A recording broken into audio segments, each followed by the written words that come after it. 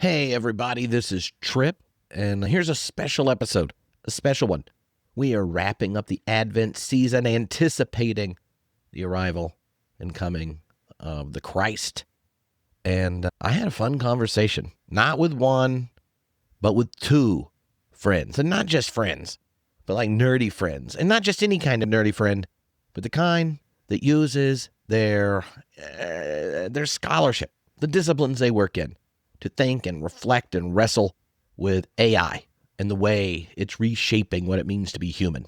These tools we've created then recreate us. And so this conversation was recorded live, hanging out with a bunch of peeps on the Process This Substack, which, of course, feel the lure to come join. And I'm going to be joined by Michael Morelli, the man behind the Personalist Manifesto's podcast. We did a special Christmas episode on his show when it launched last year. And Paul Hoard, who is a professor at the Seattle School of Psychology and Theology. He's working at the intersection of psychoanalysis, continental philosophy, and theology. We have some fun, but you'll hear how this whole thing came to be. And then we're going to get nerdy, talking about the Incarnation and what it means in an age of ex-carnation. We're going to name drop and think with some of our favorite theorists like Lacan or Hartmut Rosa, Byung-Chul Han, Bonhoeffer, those kind of things. It was a ton of fun. Very glad to have Michael back on the podcast, Paul for the first time. We're going to have to do it again when we can dig in to his work on theology and psychoanalysis. But here we go. It's getting close to Christmas if you're listening to this when it comes out. And I hope you have a wonderful, wonderful celebration in whatever way that looks like in the web of relationships that you're in. So thank you so much for listening, and for whoever is listening to this, with sleeping family members in a car, driving to or from a gathering. I see you, because I'm loading up on some podcasts to do the same. Smoochy boochies. Oh, jump. What is up, everybody? This is Trip. I'm in the tent in my backyard, and I thought, what more authentic space, something to create the atmosphere for talking with Michael and Paul. What's up, fellas? Hello. So this idea is an interesting origin story. So Michael Morelli, who's been on the podcast before, came to this first theology beer camp this year. It was great. Soon, now that we announced everything for this year, I recorded the intro to the AI panel that you facilitated. So it'll be coming out soon. But, last year you kicked off the Personalist Manifesto, and we talked at Christmas. You said, let's do it again. Yeah, thanks, Trip. It's great to be back. I am all about Christmas traditions, ones that don't take too much effort to sort of create and keep going. So yeah, last year you came on to my new podcast, Personalist Manifestos. We did a Christmas episode where we talked about Bonhoeffer and Christmas, because you were working on the Bonhoeffer project, the rise of Bonhoeffer. Oh, yeah. And then Advent rolled around. I was like, we should do like an Empire Strikes Back Christmas episode. Yeah. And so it's kind of like the Call Me Daddy reveal at the end. Yes. Exactly. Get it, like the Call Me Daddy podcast and the Luke. Does that mean somebody has to lose a hand at some point? Well, Trip's in the tent, so it's either me or you. I could really hurt myself if I lean the wrong way, but I don't have any blades or sabers. It would no be kyber crystals in this tent. It Just would what be you never point. used to snip your cigar. Yeah. Well, I think it would be on point because we are talking about technology and AI and robots. So if one of us ended up with a robot hand like Luke Skywalker, then I think that'd be great. So I messaged you and I was like, hey, would you want to do another Christmas episode? And you're like, sure thing. I have some ideas about AI and Christmas and ex-carnation. And then I was like, well, that's a great idea. And I just happened to be talking to my friend Paul here, who I met at beer camp, about a whole bunch of things, including AI and some things that he had been pondering from his perspective and his experiences as a counselor and a prof. So I was like, we should bring Paul in. And then you send us bunch of things you were thinking about. And here we are talking about AI and the Christmas story. So that is the origin story. Well, Paul teaches psychology and theology, correct? Correct. And the Seattle School of Theology and Psychology. Did I get the name right too? You got it right. You actually got theology in the right order. Most people mix those up. Nice. It's not Nice. a pretentious name. There's only one school in Seattle. It's the Seattle School. Yeah, there you go. That's cool though, because you can say I'm from the Seattle School. It's kind of like, the Seattle version of the Frankfurt School. There's like I thought you were going to say it's the Seattle School of the Ohio State University. You're like the Seattle Buckeyes. No, yeah, But it's Star Buckeyes. Am I right? The Star Buckeyes? Come on. Oh, here we go. Sports and stuff. So yeah, Paul, you came up and introduced yourself actually after the AI and theology panel that we did. And you're like, hey, we're practically neighbors because I live in Vancouver, which is just over the border here in Canada, not Vancouver, Washington, Vancouver, BC, Canada. And you're like, you also are interested in continental philosophy. And so you've done work in the area of Jacques Lacan, and you've written some really interesting stuff on AI from that perspective and how it's fitting into experiences you're having with clients that you're counseling, but also sort of how it's factoring into the theological education and education for counseling that you're doing too. So I don't know. I just thought I would love to have a continental philosophy, psychoanalyst, theologian, integrated perspective for this type of conversation. So here you are. So I was just excited to have a conversation with you. And then you were like, hey, I'm doing this podcast. You want to jump on? So I was like, all right, cool. yeah. It's kind of like when you buy a car or you're looking for a particular car and then you just see that car everywhere. It's like that, but at beer camp. We find each other. We're the Toyota Corollas of beer camp. Yes, Is that what you're saying? exactly. Yeah. So, Paul, maybe. Okay, here's fun. I'm just trying to get where people can start to get a location for where you're coming from. So when you think of artificial intelligence and all the transformations that are taking place for how we understand our own subjectivity as individuals and how our relationships are being worked because of it, and the kind of texture of the lived experience that you're dealing with in a kind of a counseling setting and then training people to deal with, what's the kind of unexamined question you wished more people who took their humanity seriously wrestled with when it comes to AI? Yeah, no, I'd go straight back to sort of the beginning questions of psychoanalytic theory, which is kind of what is the subject? What's the self? Like, what is consciousness? So much of today's concept of humanity has been just reduced to simple Freudian lingo would just be our ego. Just what I think I am and my identities. And I think it's Philip Cushman who talks about this very flattened self that we tend to walk around with. We're very malleable. And so it's, I'm going to be in my party self or my work self or my home self. But it's this really kind of thin version of ourselves. But none of those ask the question about, well, what's actually happening with consciousness? What's going on with our unconscious? And all that, the very idea of artificial intelligence has to wrestle with what on earth even is intelligence and what is consciousness and what is a person? What is personhood? And those are the questions that I think get sometimes real superficial kind of space and thought. But psychoanalysis has been dealing with this since we started and wrestling with, what about the unconscious? What about the whole very idea that I think I should do one thing and yet I find myself doing the exact opposite?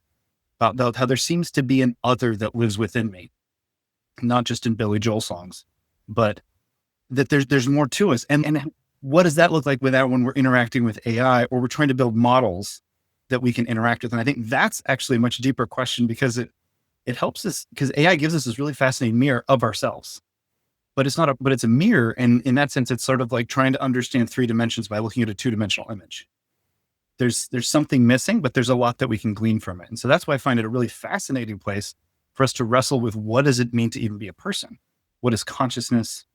And that's where I find, continental philosophy has been thinking about this for a while as well. It has a lot of stuff for us to kind of take and start applying here. Awesome. I'm going to avoid a detour just on everything you just said because we're talking about a robot adventure Man, sometimes when I think of titles for stuff, I say to myself, what would you do if you were putting it on a youth ministry flyer?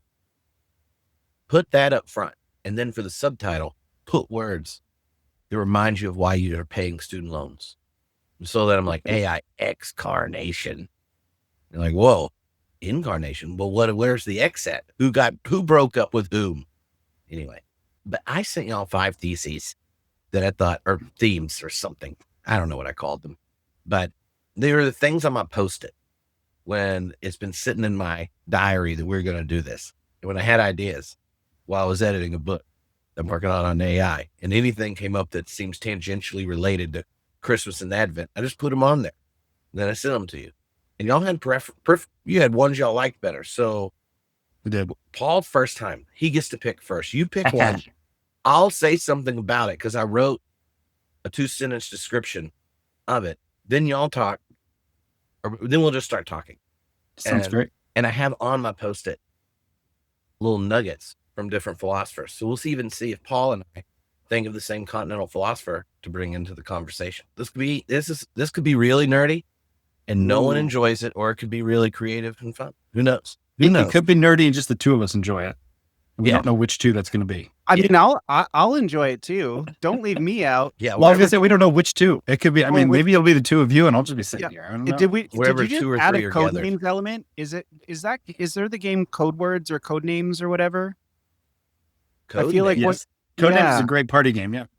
Yeah, I feel like what Trip just said is a version of Code Names, but the Continental Philosophy Edition. Continental Philosophy Okay. Edition. Yeah, I'll use the concept, and then we can figure out whose version of the concept I'm using. Like I'm just the gaze, and you're like, whoa, are you talking about the GAYS or the GAZE? And you're like, no, this is continental philosophy, son.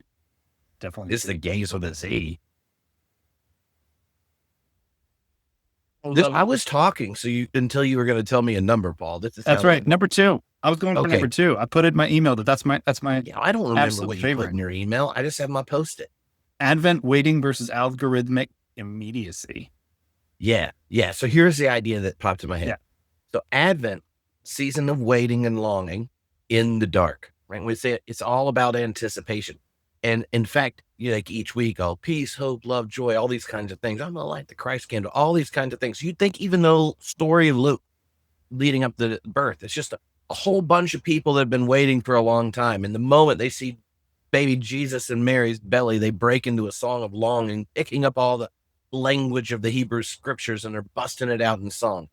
Now, the algorithmic world has no interest in longing. It's all about immediacy. And not even just immediacy. It's about prediction. It doesn't even really need an understood question. It just needs something gesturing towards what it might be able to guess. Most people that combine those words want. It attempts to eliminate the gap between desire and fulfillment. And so when we think about a world that's increasingly mediated by algorithms that seek accelerating immediacy, what does it mean that a part of the Christian year and the very beginning of the Christian year is a time of waiting and longing and darkness? I've got a lot of thoughts on this, and it's part of why I picked it. So the analyst that I'm probably kind of most aligned with, biggest fan of, Jacques Lacan, not Shaka Khan, by the way, Jacques Lacan.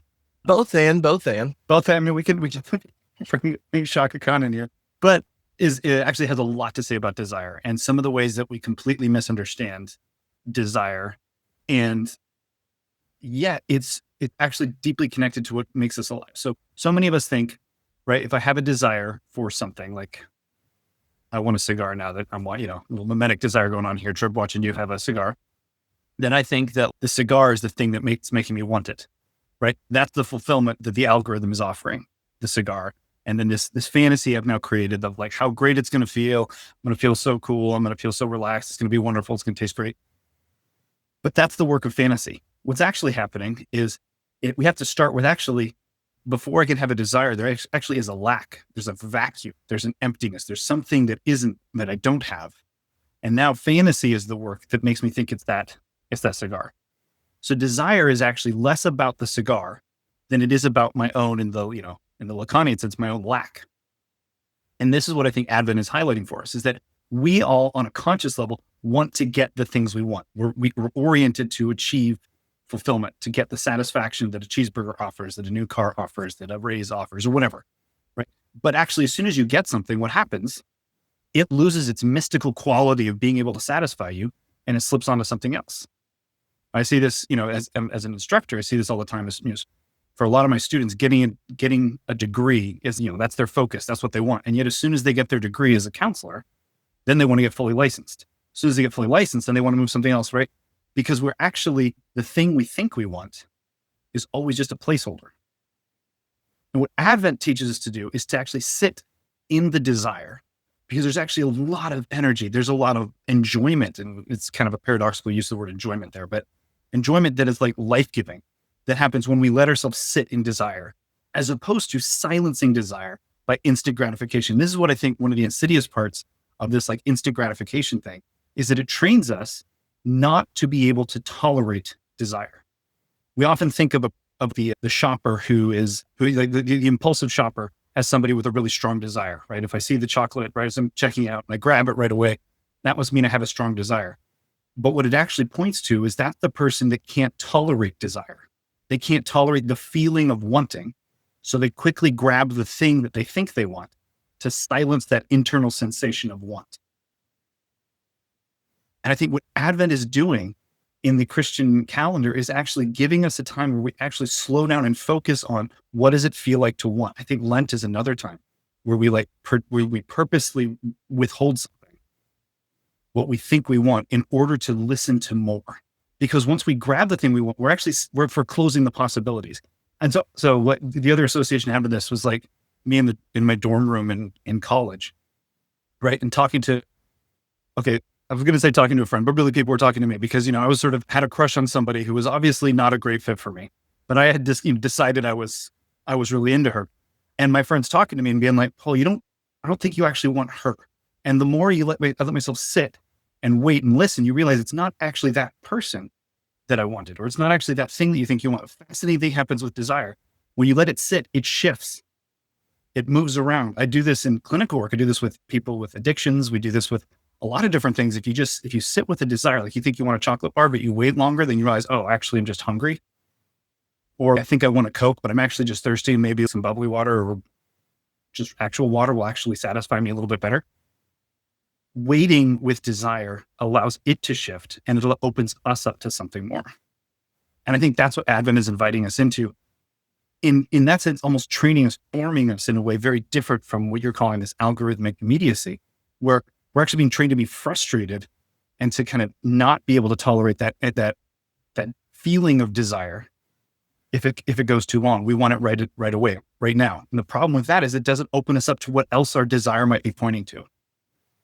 There's more on it, but I'll pause there because I realize I've just been talking for a bit. Oh, I dig it. What's up, Michael?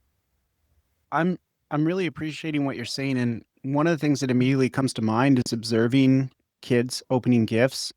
As a father, just watching, my 9-year-old and my 5-year-old open gifts, and then cousins opening gifts and that sort of thing.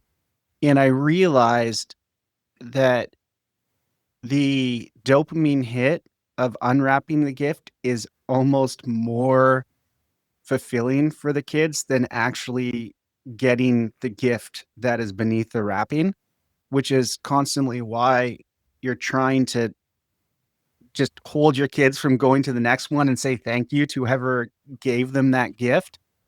And I don't, use this as an example in a condescending sense, because I'm like, well, we're the same scrolling on Instagram or TikTok or whatever, that it's actually the rush of moving on to the next thing, like the little hit moving on, little hit moving on, little hit moving on.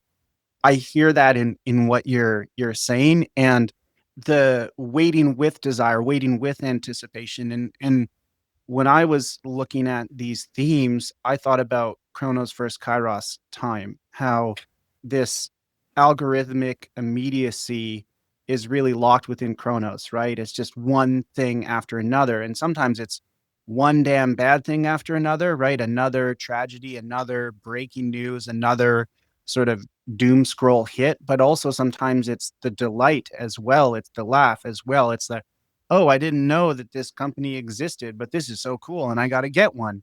But either way, you're locked within this chronos time, chronic time, and it like compresses time and you're sort of locked in. But Kairos time is different. That's like kingdom time. That's full time. That is Advent time. That is messianic time.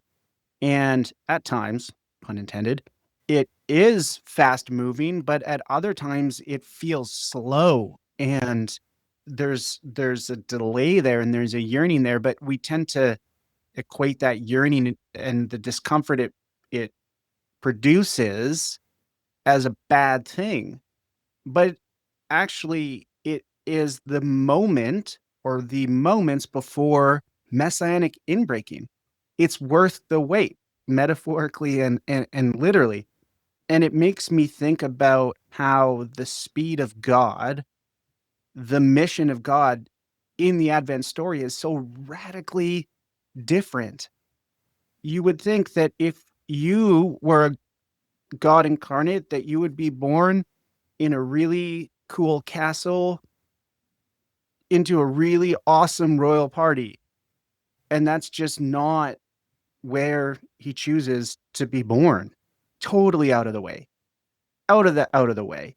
And if you're not waiting and if you're not awake and if you're not watching, you're going to miss it. Whether it's the shepherds or whether it's the magi astrologer guys looking at the stars, there's a otherworldly speed to it. It's not always slow, but sometimes it is. And there's sometimes is a wait, and then sometimes is we got to go quick, right? But that's God's tempo. It's not ours. The other thing that came to mind too is this idea of immediacy. I love this line from Bonhoeffer who says immediacy is an imposture or an illusion or a delusion, that there's no such thing as an immediate apprehension of anything. There's just the appearance of immediacy. And that can be really dangerous for us because we see something and we feel like it's so immediate and unmediated that therefore it's reflective of reality and truth. But everything is mediated, right? Even divine disclosure is mediated. And of course, there's so much mediation going on in the Christmas story. So it's not sort of if we are going to be experiencing mediated reality and truth, it's what kinds of mediations are we going to prioritize, and thinking carefully about, where we're putting our stock in terms of mediation. Hopefully it's in the Messiah who's come, who's taken on flesh and dwelt among us. Hopefully that's I mean, this is jumping to another thing I had written down, but this Christ reality, right? All of reality now is mediated by Christ. It's no longer me and the other person unmediated. It's Christ in between me, the other person, and everything else. And I feel like that's the way to get to this waiting with desire as compared to this chronos time that has just got us distracted with an apparent immediacy that's kind of ruining our brains and bodies. And I'm sure you could comment more on the brain and body part than I could, Paul, but yeah. Well, and it's just the thing I want to highlight, like you don't see Jesus in the manger. Like you don't recognize the Savior. You don't recognize that as God. If you're so caught up on this is what I need, this is what it is. If you're so caught on getting what you think you want, you will miss what actually is happening, the actual inbreaking. And how many people miss Jesus because they were waiting for the King, as we think of it. And so it's that part of what waiting does is open yourself up to the possibility that what you want isn't what you think you want, right? That you're getting something that's far more important, but it's not what you think you want. I mean, this is one of the age-old wisdom things of, thank goodness I didn't get what I wanted. Thank goodness I didn't get my wishes because actually I got something far more important. I didn't even know what I actually wanted. And that's, I think, this other important aspect of it is that, like, when we're so stuck in immediacy or kind of the chronos time, as you're talking about it, we're still captured by what we think we want, which means we're still trying to control it and we're still looking for it. And when you're laser focused on it, you're not open to what actually you are getting, what else is going on out there. And so that continues to blind us to the possibility of more. Mm-hmm. Okay. So y'all, okay, in my head, y'all have two different topics. Then the Christ reality thing is just, you should just save that for the end, because that's that getting at how Bonhoeffer does the Incarnation. And it's so good, it should be a closing sermon. You know what I mean? But I'll go backwards. Here's what comes to my mind about you were talking about, Michael, about the time bit. It reminds me that Byung-Chul Han talks about the way in which we've lost narrative time, right? And he makes a similar distinction of the chronos, kairos type thing of point time versus story time. And that distinction between like additive time, where there's like a sequence of isolated moments and events, the kind of reality that the algorithm invites you into, like the entrancing fascination of serially unchosen presentations of bits. And that's a very different kind of form than narrative time, which has a history and closure, right? And when you think of the Advent stories, all four Gospels, but I mean, the ones you're most familiar with in most time, unless you're in our Advent class with me and Diana that does all four Gospels, is Matthew and Luke spend a lot of time grounding the event in the history of Israel, in the empire of Rome, right? Simeon, Zechariah, Elizabeth, all of them that erupt in song in Luke are encountering an event and going, this is what we've been waiting for in this whole history, right? And then you get something similar in Matthew where there are all these echoes of scripture and such. But one of the things about algorithmic presentation, where there's no engagement with our frontal cortex and our kind of decision-making process for what we're attending to, it's getting to know us to perform a series of point times to hold our attention, to monetize it. And it does not invite us to linger. And when I think of one of the gifts of Advent and that time dichotomy, this loss of narrative time, it invites us to cultivate the ability to linger. The digital rush, in a sense, destroys the capacity for closure or lingering, forcing us to rush from one sensation to the next, like binge watching or the infinite scroll. And I think Advent is an invitation to a habit, a story, one that began a long time before we showed up and one that goes way past us. But that feed is forcing us into a kind of phoretic standstill of point time over and over. And then Paul's bit, it reminds me that that conversation about desire, I think a lot of what our kind of algorithmic existence does is the death of desire. Yes. And this is something I'd love for you to kind of help me think. This is something I've been thinking about, because availability, this is something Hartmut Rosa makes a big point of, that availability kills longing. He points out that making the world available at a click kills uncontrollability. Mm-hmm.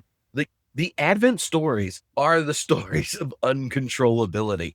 They are surprises. They're chaotic moments. And uncontrollability is actually required for desire to flourish. The kind of desire that's grounded in something beyond the stimulation of the immediate, and a completely controllable world, one that I think we're increasingly infatuated with as a culture, is one that Rosa points out actually mutes the world. Mm-hmm. And it becomes unappealing because there's nothing left to discover in a world that's fully available in the kind of mediated digital reality that's there. Yeah, those are kind of like the theory points that pop in the head of two themes that y'all both brought up. Well, at the end there, I mean, my mind goes directly to the comedy show, The Good Place. I don't know if either of you watched that, but the spoiler alert for anybody, I guess. But that, they're most of the characters find themselves in a paradise. They can have anything they want, everything they want. But that actually, you find out that's actually hell. Is the whole switch. And I think it's exactly what you're saying, Trip, is that like actually getting everything you want the instant immediacy, the lack of the uncontrollability is actually hell. And this is where I think an understanding of like human consciousness becomes really important, because like up until this point, we're still dealing predominantly with our conscious selves, with who we think we are in the world we think we can control. And that desire to control, that desire for comfort, that desire to get what you want, like all of those are well within your ego. And yet what psychoanalysis reminds us is there's so much more to you than that. That is actually like a false image of you from the outside. And that life happens, the life energy, you feel alive in moments often when you experience some form of like transcendence, some form of pushing past the limits of who you think you're supposed to be, of who you think you can be. And that's where we actually start feeling alive. And I mean, we see this, I'll just like in couples therapy, when I'm working with two partners, right? Like a relationship typically is dead when you can look at your partner and go, well, I know everything there is to know about you. I guess that's that, right? If you actually knew fully your partner, there's no love there. Love requires longing. It requires continuing to desire, continuing to move towards. And so if you reach a point where you've got it all, that's actually a depressing moment. Like that, now we're in like the Strokes, is this it moment. Is this it? And because and this is where I think desire is fascinating. Like we so quickly collapse desire into object of desire, as opposed to the aim of desire, which is to keep desiring. Like you feel alive when you're working towards something. I think about this because I'm a complete board game nerd, by the way. I play way too many of them, and I write about them, I speak about them, I talk at board game academics conferences. It's a whole thing. But like games are fascinating because the game ends when you get what you want. When somebody wins, the game's over. We pack it up and put it away. The fun is actually alive when no one has achieved their goal, when everyone is moving towards it, but not actually getting it. And so that's where the algorithm just wants to collapse it to make a game like a you win game. Congratulations, Michael, you win. Wasn't that fun? Now you win again. And then you win again. And you win again. And it takes away actually the struggle and the movement towards, which is where desire and enjoyment in life is actually found. I'm just thinking about how many people are experiencing their own version in the Advent story of, well, I thought life was going this way, but then. And there are people who want to say, but then this happened, but I kept staying the course of what I thought things were going to be. And then there are people who say, and then maybe right away, I realized that things needed to change or were changing and I needed to catch up.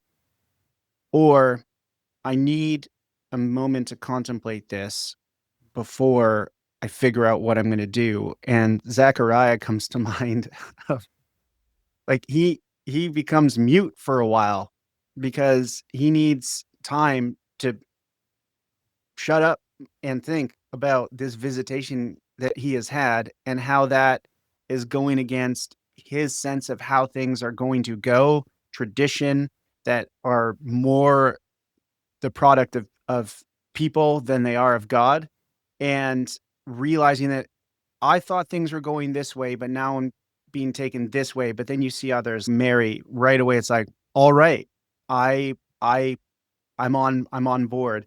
And we typically stop, not to say we, the universal we, but a lot of messages stop when, at the Magnificat, when it talks about, oh, and God has looked upon me with favor as a humble and lowly servant. And that's where we stop and like pat Mary on the head. And then you're like, where she keeps going past that point about like overthrow of principalities and powers and the people in high places being brought low, the rich being sent away empty, those who are sort of on the margins are the ones who are going to experience God. And, to quote Tripp here, oh, you're like, oh, junk, right? This is, it's on, she gets it, right? But then I think about Joseph.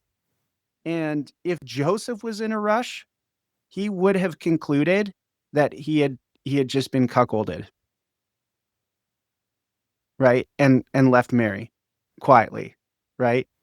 But because he's visited by an agent of God and he listens, he kind of concludes the exact opposite of what most quote unquote reasonable people would.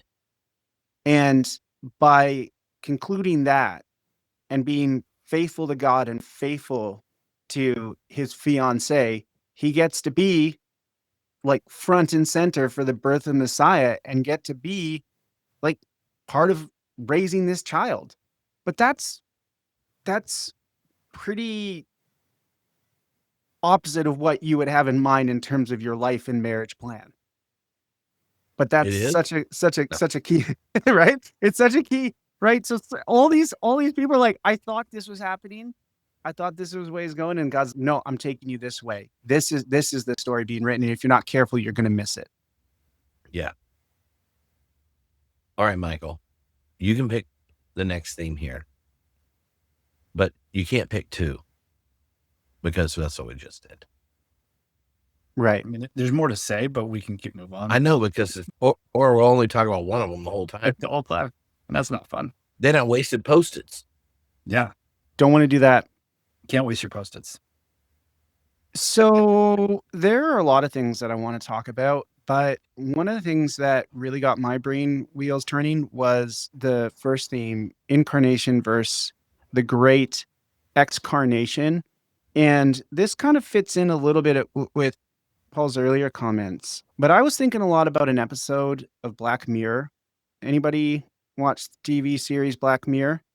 I know of it, but I've actually seen it. Okay, if you watch it, buckle up. Like the pilot is the ultimate test. If you can get through the pilot episode, it's very disturbing in how close to reality is for the uninitiated. It's a science fiction series that's kind of like technological sci-fi body horror stuff. Each episode is a different sort of set of actors and plot lines and stuff. There's kind of the Black Mirror universe where it's set in the not too distant future, but it's exploring our relationship to technology, and it's so well researched and so well written, acted, and executed.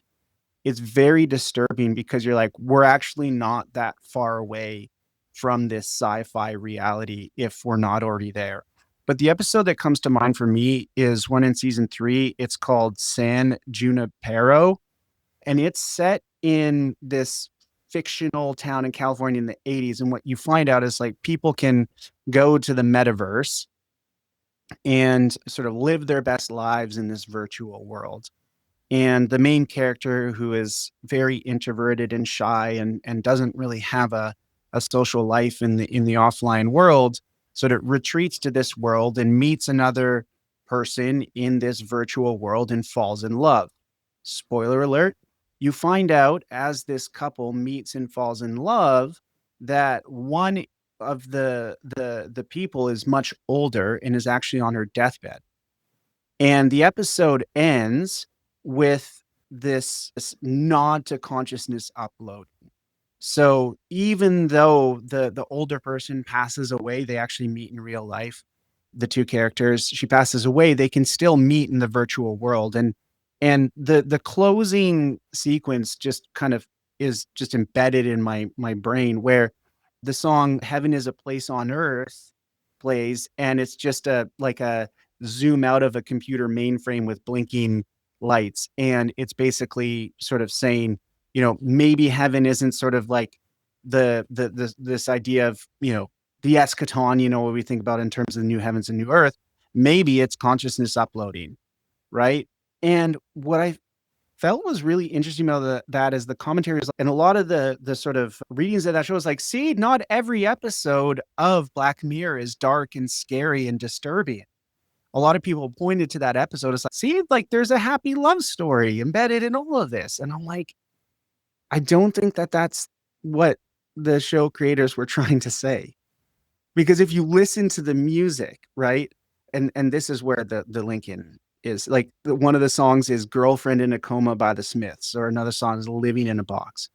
And the point is, it actually was one of the most disturbing episodes for me, because it's like we settle for this vision of virtual relationships and love, you know, a future version of that, a simulacra version of it, when actually like life in the here and now with actual human beings, not in the virtual world, there is the possibility of love there. And so our vision of this sort of virtual heaven actually affects our present relationships, and we're cut off from people. And so that's what I wanted to talk about is these like competing visions of one is, an ex-carnation. We escape our embodied reality and the people around us and the possibility of relationship and love in our current context. And we have this vision of a technological future where we can escape that and exist in heaven. And the Christmas story is one in which, like, the future, the eschaton comes to us, right? The new heavens and the earth comes down, right? The incarnate word of God brings that to us. And hopefully that informs our vision of the past, present, and future. So that's kind of the incarnation versus excarnation vision that I wanted to talk about. And I felt like the Black Mirror episode was like a helpful way to concretize it. But I think a lot of people missed the deeper message there and just kind of took it at face value, which kind of is a reflection of our desires and our current reality. No, that's really helpful, because one of the things that happens in all the ways technology helps us excarnate ourselves from kind of lived fleshly reality is it starts to eliminate friction. And in many ways, smoothness is a trap. If technology promises us a friction-free world, one where at the end you're like, oh, this is what true love is. It's a friction-free relationship where we're just, oh, it's perfect and blah, blah, blah. And then a friction-free world is one where true engagement never really happens. It happens in the sense that it's simulated, but it's always already on the terms of the subject itself, right? Paul was talking earlier, right? You're sitting there talking to a couple and they're like, I don't even know what to do. I mean, we both just know each other completely. And you're just like, what the hell are you talking about? Have you met a human? Like, you haven't even met the person you did promise to show up for till you're dead. You think you understand the mystery of their subjectivity. What have you been doing? Right. And if a person or an idea challenges us in our current world, where there's like this trap of smoothness or like an allergy of friction, we're like, unfollow. We want to remove the resistance. It's actually required for growth. And it's not just growth towards the other. It's actually a growth of self-understanding. Like, the self is a self in relation to others. That Paul Ricoeur's Gifford lectures, I think, are beautiful in exploring it. And part of it is because intimacy requires genuine struggle. Norman Wurzba, really cool theologian, when he was on the podcast, we got in a conversation about this, that in there he was looking at friendship, which is, hopefully it's a part of all loving relationships, because that's the part that endures when infatuation doesn't. So, but true depth in friendship requires like entanglement. And entanglement is this weird mixture of connection and difference. It requires working through difficulties. Like, the otherness of the other is preserved, but it's preserved in relationship. In the incarnation, in a sense, is the high friction self-investment of the divine. It involves blood, birth, vulnerability. And I think the artificial intelligence is being used to offer us a smooth, commodified experience that demands nothing from us and gives us back ourselves in a narcissistic isolation chamber. And then we go, oh, it's so smooth. Let's pan out at the end of this really cool Black Mirror episode and think, we've arrived. And that is the opposite of the arrival of a manger. A manger with a couple who is forced to show up here because of an exploitative tax system of a Roman Empire, and there's no space for them where they're going. And where do they show up? And where does the baby go? In a manger. The place that humans only show up to when there's no real human food to eat and you're pinching off the cows. And this is the bread for the world. Right there. And who knows it? Shepherds, because an army of angels show up. Or magi from some other realm, other world, follow a star, right?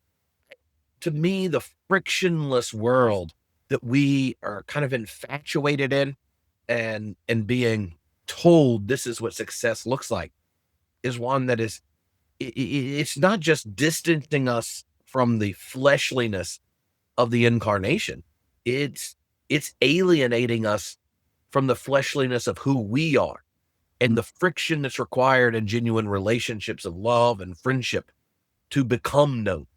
Yeah. And in our becoming known by another who's different, we get to know ourselves, right? And then what was Matthew do in the crescendo of Matthew's Advent story is God is Emmanuel with us. Yep. So, well, no, I get really excited by what you're saying, because I think it comes back to what is love? Baby, don't hurt me. Because it really comes back, I think, comes back to what do we even imagine love to be? And this is where I'll always kind of take the psychoanalytic bent, but like we have this fantasy of love that's just about comfort, that's completely narcissistically self-serving. I mean, what you described at the end of that episode, I mean, it's the Stepford Wives, just digitally, right? And I think that's actually what so much of our fantasies of this perfect union, where the other person, and listen to the language, the other person will meet my needs. They'll do everything I need, which means the other person is now just an object that takes care of me. So if I can have an object that does it, why would I need another person? Because we've reduced love to our own comfort, which reduces, as you're saying, Trip, that actually reduces our own subjectivity. One of the definitions of love that I really enjoy is Todd McGowan. He says, love is the way that otherness disturbs identity. And because when you love someone, like your identity, you're changed. Like love changes you and the other's love changes you. And because part of what it is love points to a desire. And remember I said, when you have a desire, that means you lack. So love points to the fact that you are not enough. You are not self-sustaining. You are not able to posit your own identity. You are not, like you're saying, Trip, you're a self in relationship, which means you're not self-sufficient, right? Completely goes against this idea of the hyper-individualistic, predominantly masculine ego of, look at me, this is who I am. Love exposes, no, we can't. We aren't who we think we are. We desire. And we desire an other who also desires, which means they also lack. So Lacan's definition for love is, and this is one of those obnoxiously sort of cryptic ones, is giving what you don't have to somebody who doesn't want it. Giving what you don't have is giving your nothing, giving your lack, your emptiness, your vulnerability to somebody who, on one hand, fantasizes that you will be everything for them. You'll be the it for them, but that you aren't, because that exposes that they also want. And so it's actually in not being able to be that. It's in our inability to have that like perfect union. That's actually where love is found. And I think that's what Jesus is doing in the divine coming to earth in the incarnation. It's actually entering our messy, contaminating kind of gross world. I think the other part of the incarnation has always been really fascinating to me, because I also do a lot with my sister around disgust and the way the psychology of disgust works. But like, we typically kind of put beings on the sort of almost like a spectrum of like lower, we have like animals and demons, and then higher we have like humans, and then we have angels and the divine, right? And typically when it's really interesting, depending on your perspective, when a lower and a higher intermingle, it's either disgusting, contaminating, or it's uplifting, right? So to the prince who marries the pauper, right? Then it's a scandal to the royal family, but it's like amazing to the pauper's family, right? And when humans mix with animals, we call them monsters. When humans mix with angels, we call them divine, right? With the divine, we call them angels. So God incarnating into earth should contaminate God by our nasty pooping body meat sacks and all of our grossness. But instead, what happens is it goes the other way around. God contaminates us through the incarnation. And what that does is mean love, then instead of being this fragile thing that needs to be protected from all the bad things out there, is love is this like germ, like this like infection that then spreads through us, which totally changes the way we think about dealing with each other. So now the unsettled feeling that you get meeting another person isn't, oh no, they're bad, they're going to change me. It's actually great, they're going to change me. Like it's something like I can actually be contaminated by interacting with otherness, with those who I experience as other, because that's actually how love spreads. It's in that destabilizing disturbance that actually I think desire points to, that I think love continues to point to. It's when you love someone, you're not left the same. Yeah. Okay. Here's something that popped in my head. I think there's a connection, Paul. Okay. And I just want you to tell me. Let's do it. Don't ever bring this up again in relationship to this, or that's worth asking again. Yes. Because Best question. especially if you take that dynamic you're describing and then think about, I don't remember what article it was, but recently I saw it was tracking the impact of COVID on normalizing digital mediation of intimate relations, right? So you have to like begin with Robin Dunbar's number. I mean, it is a cross-cultural number that shows up, that we have like generally about 120 people that any one human possesses the narrative cognitive load to understand themselves in relationship to. And this is, it is cross-cultural in the present, and even in doing analysis of anthropology. Like this is how we work. Human beings, we haven't evolved biologically to have mechanisms to do it better, even if Facebook lets us have 5,000 friends, Yeah. And one of the things it seems to me is that mediation, especially when it happens in a screen, like since 2020, the non-digital natives jumped by how many of their relationships are screen mediated and algorithm mediated. And that made me think of this concept that Hartmut Rosa uses when he talks about the screen, that it functions as a bottleneck that filters out tactile or audio or sensual, smell, all these kinds of dimensions of reality. And then we end up interacting with a hard, rigid, cold surface rather than the responsive, flexible world that any of us rocking our meat sacks do. And then it makes us like become comfortable with that mediation, because it protects us from genuine encounter. The screen delivers a kind of simulation of resonance, like the harmony in distinction that shows up. And then we're like, yeah, well, how about a notification? It mimics connection, but it fails to leave us energized or transformed. We get an echo of a relationship without that transformative energy of genuine encounter. And when I think of the incarnation showing up in that relationship dynamic that you were describing, like part of it is like God's refusing to be an echo. It is a genuine encounter. And this is one of those features of Christianity. We will say about God even what our monotheistic neighbors won't say. That the refusal to be an echo meant Jesus took a shit. Yeah, no, our God, Okay, fun boot. And when I think of like how there's this bottleneck of the screen, this flattening of the other, and it's generated a kind of appetite for simulation of encounters without the dirty friction of genuine otherness being savored in its otherness. There's something that like when we, even going back right to thinking about the ex-carnation image that Michael started off with, there's something really being lost. And I wonder if at a time where we're sitting, waiting and thinking about the significance of the incarnation, if it shouldn't problematize just how comfortable we became in lockdown with even outsourcing to the screen the mediation of relationships, that are extremely important. I mean, just think about sitting in a car. I'm driving with all 5 members of my family with headphones on, doing their own thing. And then I suggest, couldn't we all just listen to the same music and have a group playlist? And they're like, oh God, I don't want to listen to what he wants to listen to. Yeah. I'm just sitting there going, geez, we had to listen to whole sides of tapes before anyone else got to pick in my car. Can I jump in here? Because I just want to say something that I think what you're talking about shows, and I got this from Alul, that shows paradoxically, the more technological we get, the more physically graphic we get on screen, and as a wider culture. So you talked about the COVID-19 pandemic and how, adoption of, digital technologies, social media relationships skyrocketed.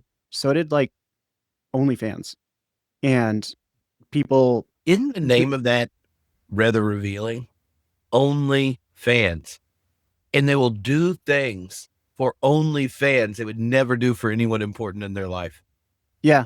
Well, and just like in terms of pornography, but also film and creativity, right? Body horror, like the more technological and sterilized we get, the more we move away from, our bodies, the more we sort of go online to prove how embodied we are by sort of normalizing a level of exposure and graphic sexuality or violence in order to prove to ourselves that we still have bodies, which is this strange paradox, because you're like, how are these things related? No, it makes total sense because we're longing for that, and we sort of become used to the graph, so we keep having to up the ante when actually the answer is to return to just our day-to-day existence and the limits, and not being able to see everything and know everything and expose everything right away. And even just, moving away from the sexuality piece, but relationships. One of the things I wrote down on this theme was maturity is realizing that it's not a good idea to date or marry a version of yourself. Right? Like Really? all the same interests. I've just, All Of course, the- it should be your mom. It should be a yeah, version of that's your even mom. better. That's Gosh, trust the psychoanalyst to say that. No, but like at a certain point, like I had to realize that like dating somebody is just like another version of me with all the same favorite, books and films and just like interest. Like I'm enough for me. There's joy and growth in meeting somebody who is unlike you. Maybe you have some commonalities, maybe you have some similar values, but like the resistance and the particularity of another person and learning about that and growing beyond what you just like currently that's the beautiful thing. But you can't discover that within this algorithmic echo chamber. Right. And finally, what I would just say too is there's a quote that I love from Willie Jennings at the end of Christian Imagination, where he talks about, in the Hebrew Bible, it's God's, thundering down from Mount Sinai. Right. But in the Advent story, it's no longer that voice thundering from Mount Sinai. Now it's the cry of a baby on the lap of Mary, covered in post-birth stuff. Right? That's the primary voice of God now sounding out to us from there. So go there, start there in all of that post-birth reality in a very, very messy animal overrun space with some people who are also considered messy and unclean. That's where we go now.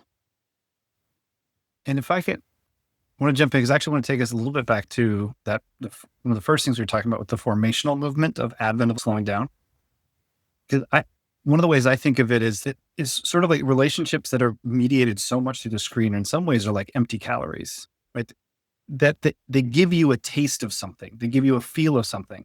And the danger is that it feels like it's enough that you forget that you're not getting any nutrients, that you're not risking the disturbance of the real of another person, of the messiness of actually being with people. But I do want to say it does provide something. Like there is something that it does for, and I think particularly in COVID, one of the values of some of the screen media is that connection happened. I mean, I think kept a lot of us sane to be able to do that. The danger of not putting value in a more, I would say maybe a more robust, a riskier, a more maybe a contaminating actual like fleshy interaction is that we can trick ourselves into thinking that's all there is that we would reduce relationships to that. And so I don't think there's anything wrong with having a Coke every now and then. However, if you think that you're hydrating yourself fully and getting all of your nutrients by drinking Coke, and that's all you ever drink, like you are in a really dangerous place. And so I think that there's something about what's scary is just how much it kind of tricks which it can prey upon our desire for connection by giving us the feeling of connection. But it's just the image. And that's why it always leaves us empty. It always leaves us wanting more, because I think actual relationship, actual love, what we're really looking for requires risk and requires all of this sort of disturbance that we've been talking about of how messy love actually is. And so I think one of the beauties of Advent is to slow down and to kind of put a pause in our lives and the other ways we haven't even realized we've been just, hey, no, I know I have my good times with my friends, or I'm feeling good because I've had a great conversation with ChatGPT.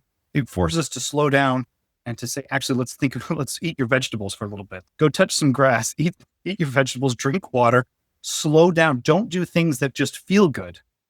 Actually resist your comfort for a little bit. Move towards the darkness, because otherwise your world, like the danger of comfort, right, is that it's always going to get smaller. I mean, we see this in like people working with trauma or just in anywhere, right?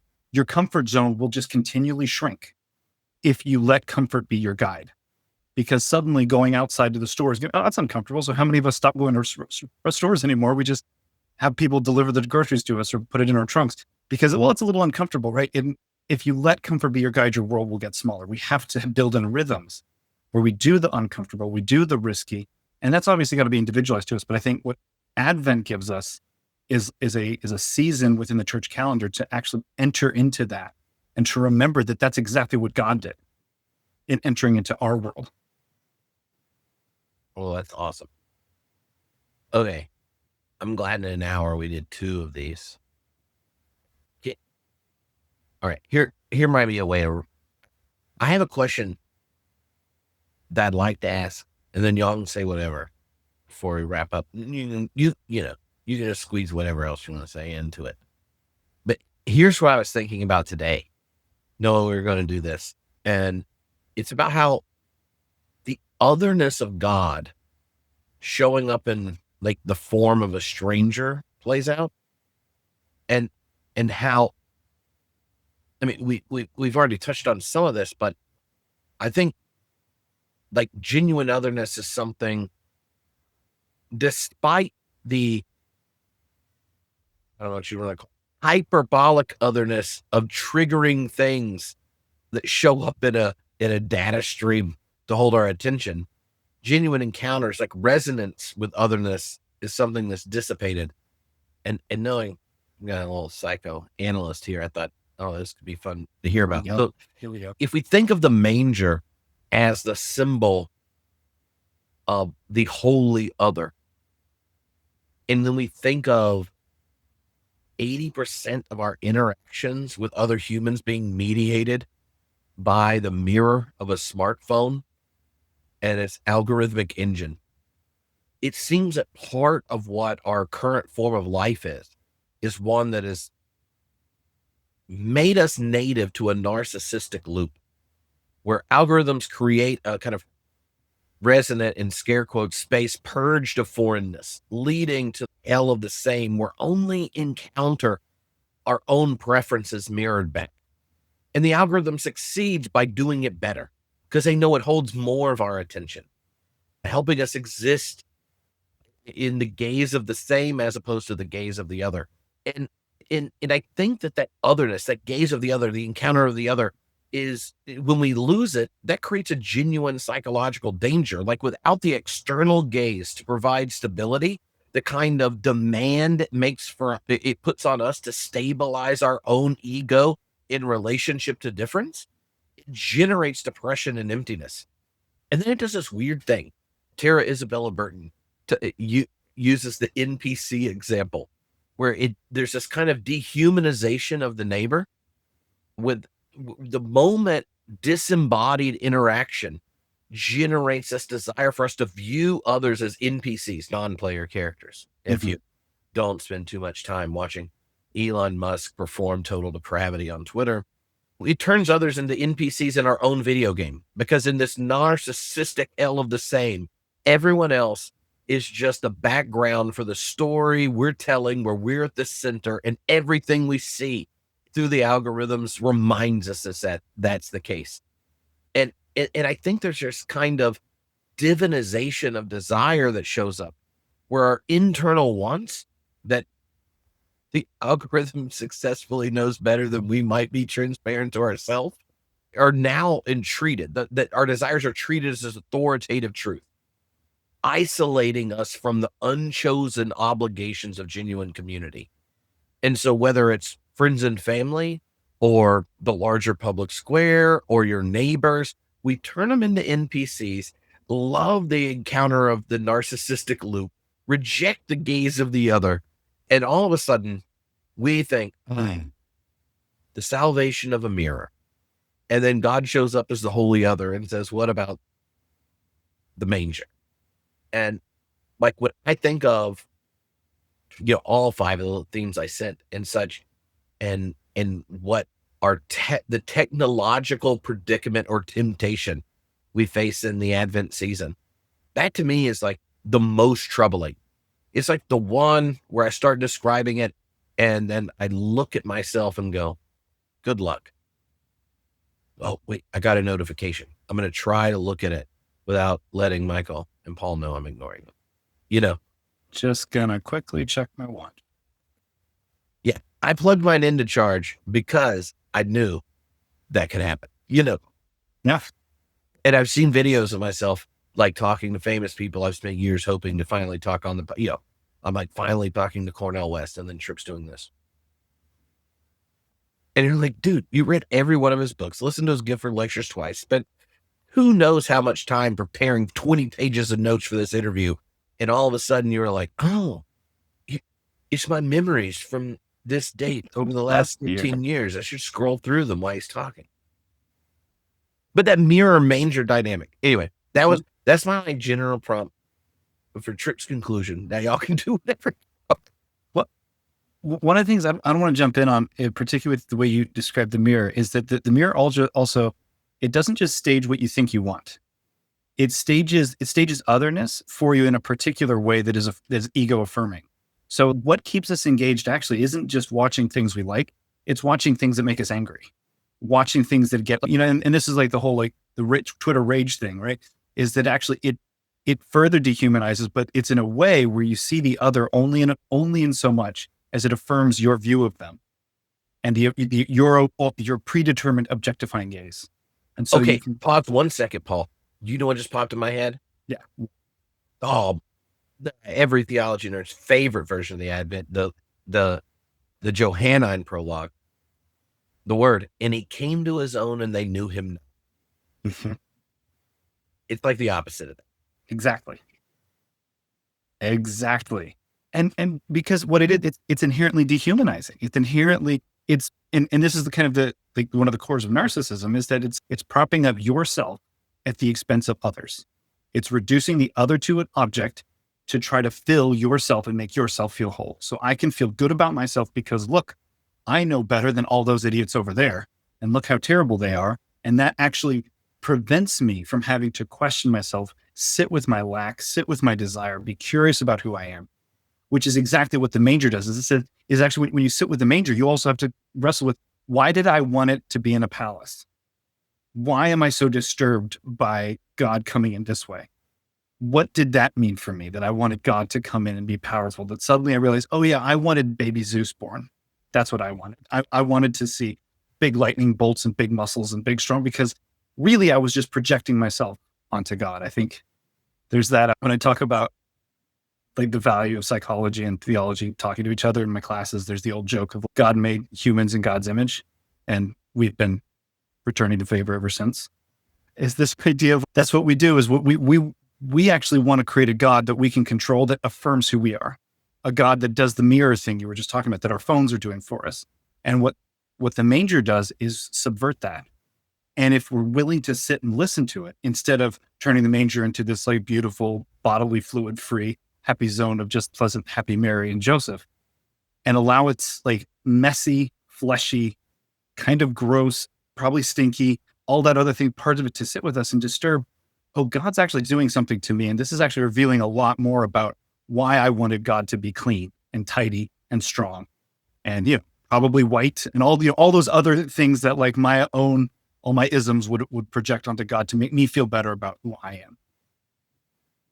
I don't know. That's kind of the first place I went. Oh, no. I feel like that was the preface to the prayer of confession. That's what. Well, one of the things that I just am thinking about as I listen to what both of you are saying is that the God that is love is not a Platonic ideal that we access in the sky. We don't access that love apart from the love that is the ground of all being. the being that is the source of all being. And the Advent story is the confirmation of that. And you talk about John's gospel, right? I mean, it's heresy if you're a Platonist. And so if there is this pure God and that love, like the God that is love and the God that is spirit becomes a baby, then that just changes our, not just even our understanding of love, but our experience of love, right?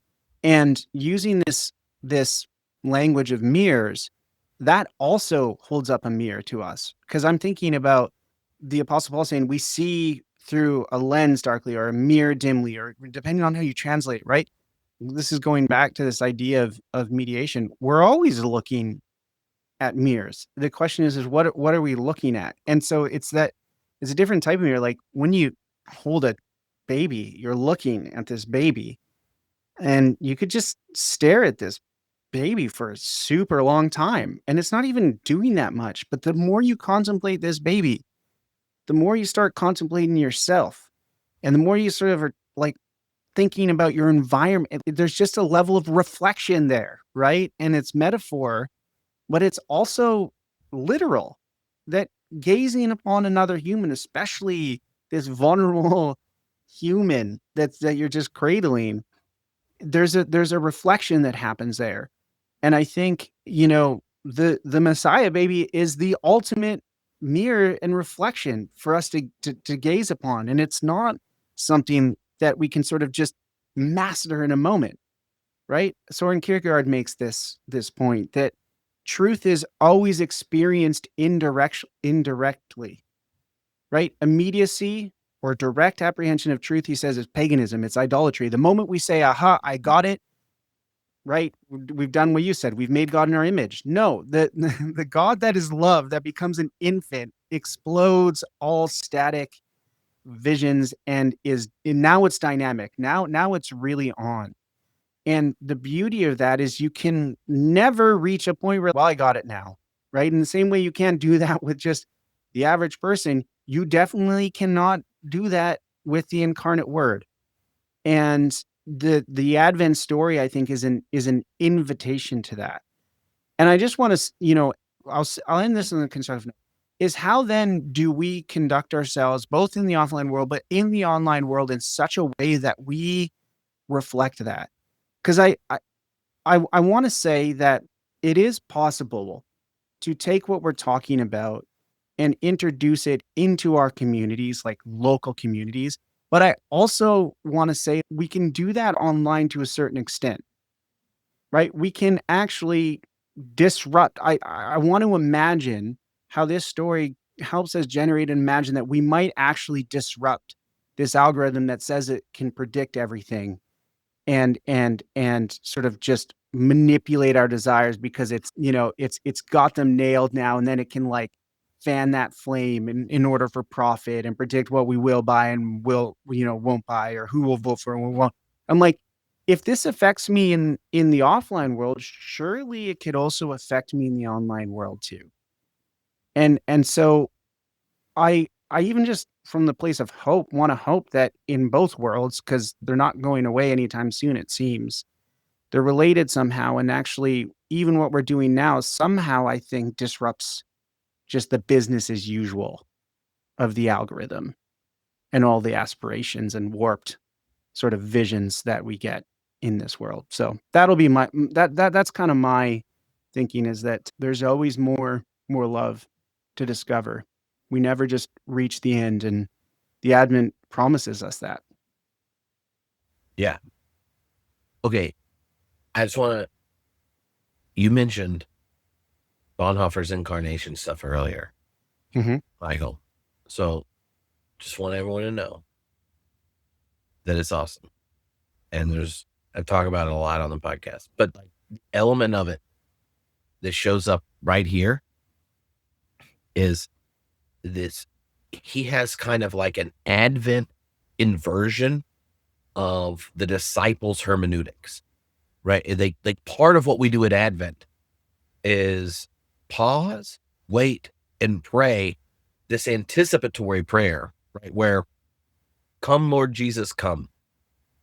And one of the things that blew my mind and like especially in relation to this conversation that kind of gave me a framework for thinking about doing what you're doing, what you were talking about there in, the last 2 years working on the whole audio doc and everything.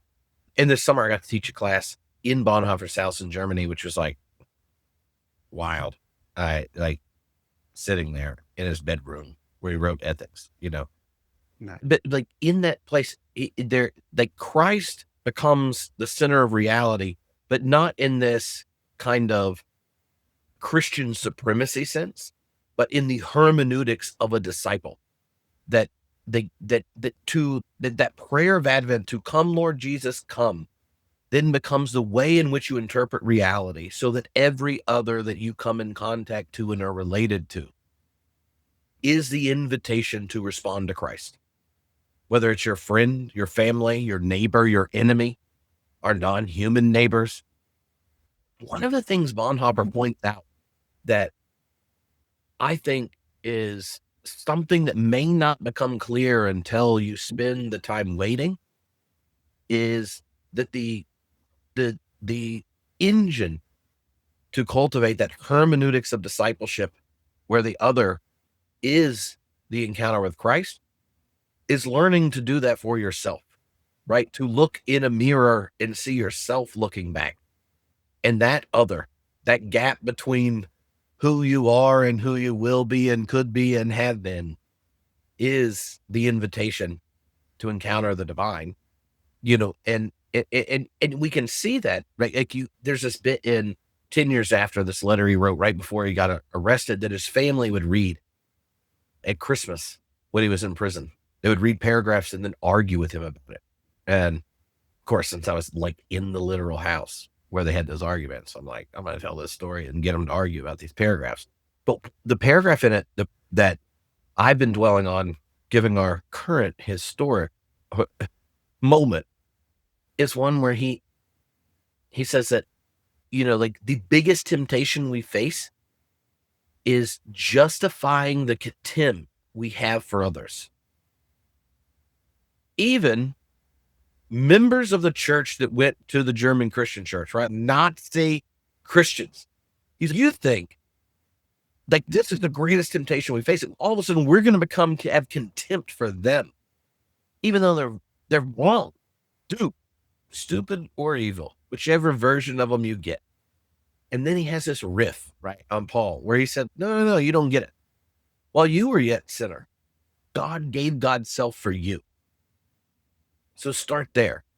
And, part of what the reality or like the hermeneutics of discipleship that he gives, showing up at Advent, to me is one of sitting there and rediscovering the otherness of yourself. Because what our technological world would like to give us is the self that has now been known to be monetized and its intention held. Mm-hmm. And it wants to give us that version of ourself back and back. And when you do that, data has colonized your subjectivity, that inner room that Christ tells his disciples to cultivate. Not a literal space, but it's the otherness of one's own subjectivity. Treasure that and sit in it. And in that space, encounter Christ in that otherness. And then, right, when you own and embrace your own God-belovedness, that the most true thing about you is what God has said about you. A God who's chosen to be with us, even though when God showed up, we didn't know who the hell that was. In fact, we crucified him, right? If you can get in that space, then that reorients a way to think about our relationships in our lived material experience, but it also says something about the others who are simulated in their otherness for either our own sameness or our own revulsion and contentment. And that, if that's not good news, obviously it was good news then because people thought, but that's even more good news now because we've had our own inner room hijacked by algorithms and told us that this is who we are. Now we're going to sell to you. This is who we are. Now we're going to show you what can piss you off and work you up into a frenzy. This is who you are. And there's this bit of, no. That gap of genuine otherness is the space where you can come to trust the divine belovedness of who you are. And come on, that's what I'm talking about. That shit. Well, can that I shit cut? me Now I'm all worked up because I also want to say too, and Paul, I'll let you jump in too, but I just want to say what I love about this too is Bonhoeffer also reads this into Luther's Two Kingdoms theology and really pushes back. And I want to say, in light of what you're saying, it's a hermeneutic for the individual disciple and the group of disciples, but it's also a hermeneutic for how the disciples see the very cosmos, right? And one of the lies that were often sold by people who have got into bed with principalities and powers is that the cosmos has been hijacked and that they're in control of it. But the good news of Advent and this Christ reality is that for the disciples standing on the ground and sometimes feeling like the cosmos has been hijacked, right, by the power brokers of Silicon Valley and those in, the offices, with the arsenals and all the power, is that despite all appearances, it hasn't been. That the Lord of the cosmos, the one who created them, holds them together and is renewing all of them, has control. And we are invited into that control. And so even when it seems like the kingdom of man or the city of man has overrun, right, the kingdom of God or the city of God, nevertheless, like, Advent is proof that God is still overthrowing all of those and it's never been hijacked. And it's okay, right? And God is making good on the promise that it's okay. As out of control it seems, he's still in control. And faith is hope in things unseen, right? Maybe we can't always see it, but nevertheless, our hope is that it's true, that as much as it seems like the kingdom of man has taken control, it hasn't. It's only a matter of time. And whether it's the Herods back then or the Herods and Caesars back then, today, it's just illusion. It's only a matter of time. If I could, I want to jump in a little bit, Tripp, of what you were saying, and just simply, one, throw in a big amen to both of you, but also just add that otherness in yourself. If you're not open to it in yourself, you're going to destroy it. You're going to attempt to destroy it outside of you. And it's going to be that which you're most disgusted by, that which you are most reviled by, because disgust is actually a threat to is this like emotion we feel when there's a threat to the self, to the psyche, to the sense of who we are, both physically, bodily, but also to that like ego, that sense of who I am. And so just to put in there, what it's going to feel like is disgust. The first time you do that, you will feel revulsion. You will be revolted. You'll feel revulsion at that sense, that part of you. And that's where I think like the scandal of the Christian narrative is that, no, it's while we were yet sinners, Christ died for us. Actually, that's the you. And so you don't have to pretend that you're a good person. You don't have to pretend that you're that image of who you are. You can actually experience that disgust. And here, just to kind of tie us back to where we were before, what changes disgust is intimacy. What changes disgust, the only way to change your own disgust reaction that we found is actually through mindful engagement and relationship. You have to actually get to know somebody. You have to actually spend time with it. The very same thing that is absolutely disgusting. I often, when I teach on this, I like, hey, imagine drinking your own spit out of a cup. That's gross. Imagine drinking somebody else's spit. That's even grosser. Imagine making out with your partner. Oh, that's actually kind of cool. What's the difference there? And the difference is intimacy. And so because love itself, because of this disturbance we've been talking about, it actually requires an engagement with our disgust. And intimacy allows the other to be a part of you in a way that's actually beautiful and creative, as opposed to violating and horrific, which is when intimacy and when love and when trust isn't there. So I would just add that, like, qualitatively, that's not going to feel good the first time you do it. I think that's one of the places we get tripped up on, is we get this idea that, oh, if I'm doing the right thing, I'm going to have this mystical, powerful, like angel singing moment of, yes, I've got it. When I can say, I'll just put as anecdotally as a therapist, when my patients have their big aha moments, I'm usually like, oh, dang it. Because their aha moments are going to end with, oh, it was my mom's fault. Oh, that's it. You're right. And it's like in that big moment, like they just bought their own bull. They've just shifted to make themselves more comfortable when it actually requires, and this again goes back to Advent, sitting in the darkness. Come, Lord Jesus, come. Waiting, not like refusing all of the lures to make yourself more comfortable, all of the lures to saddle the energy to make yourself calm. Sitting in that and this like foolish hope that God's going to break into the world. Anyway, I'll just. Oh, no, that's what I'm talking about. Come on, Paul. That's what you're trying to benedict us. We're all like out benedicting each other here. Well, now, you know, we're like old game on the baseball bat. Well, this is fun. This is very fun. I'd love to do this again. Yeah. Thanks so much for having me. This is great. Yeah, thank you. Well, Michael, it was your idea. It was a collection of ideas. Idea. I mean, I just sent you my Post-it notes. yeah. And Paul introduced himself and sent me cool articles. So here we are. Yeah. Here we go. But y'all both need to definitely come to camp this year. I say that's one of the other ways you can mess with the online world is you can come hang out with a whole bunch of people and listen to the same podcast and nerd out with theologians. And then you can judge them for their pop culture sensitivities. You know, they can be like, oh, you might be able to say prolepsis and prehension with a straight face, but your take on Star Trek is ridiculous. That can happen. Often does. Yes. Yeah. Oh, yeah. No, I have some of the camp people that are like hardcore into Star Trek are like, no, Trip, you really didn't like it. And I'm kind of like a Star Wars fundamentalist, you know?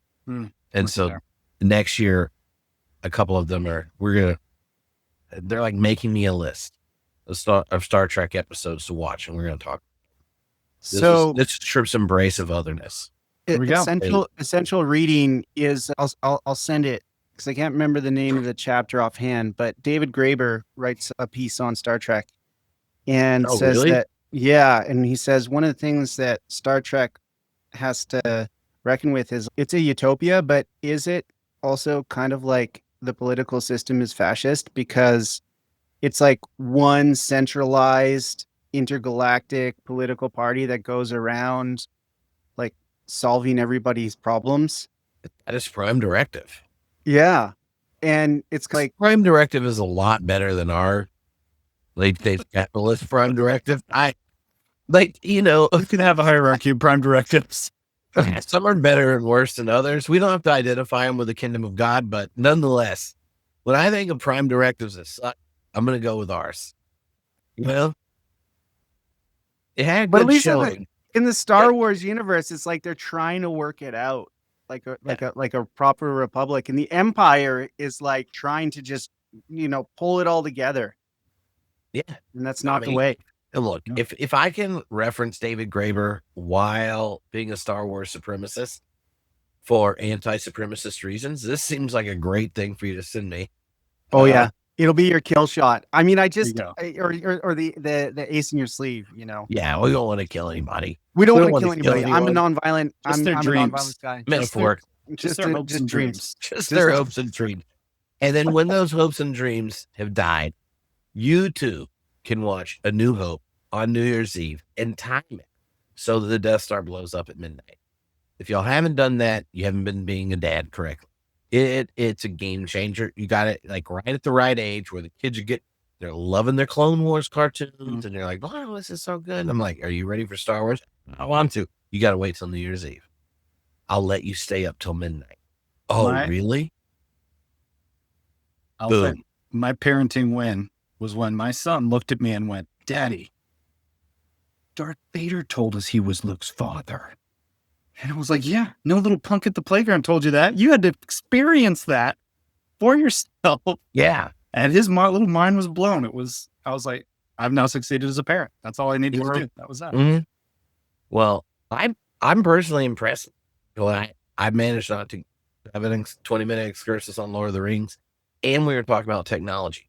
So as a coda, I would just like Peter Thiel to know he gets it completely wrong, but he has appropriately named Palantir because it is the invitation to know things you should not know if the genuine flourishing of others' relations are your goal. Or even and yourself and your own flourishing. Yeah. Yeah. But Gandalf the White would come back and kick Peter Thiel in the nuts. That's our Advent truth. Amen. And, go and do likewise.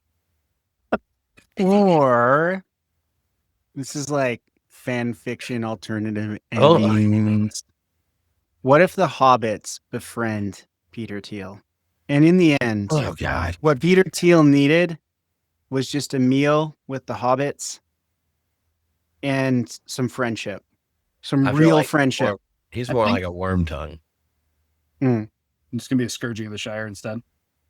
Yeah, does scourge that junk. I mean, Frodo doesn't get his hands dirty in the last edit, but in the early version, he did. He did. Sometimes I'm like, come on, JR. Okay. Well, now that I'm Okay. thinking about it, there's that deleted scene of the mouth of Sauron. You Are you remember talking that about one? the movie or the The in movie. Oh, okay. Yeah, it's that deleted scene, and he he gets Frodo's vest Yeah. and throws it and has everybody convinced that Frodo's dead. What's wild about that scene is everybody in that scene except Aragorn looks rattled. Even Gandalf is rattled in that scene, and Aragorn is the only one who's just nope, and he cuts off his head. That's the king material right there. He Yeah. doesn't rattle. If you're gonna have a king, make sure it's a descendant of Numenor who Absolutely. preserved the White Tree, and then finds another one, in the postlude. But and also if you're going to marry an elf that forsakes their serial longevity, it should be Liv Tyler. Yeah. I can't say it's true for everyone, but batting average wise, we're talking about Hall of Fame batting average right there. True story. All right. Good night. Good night. There's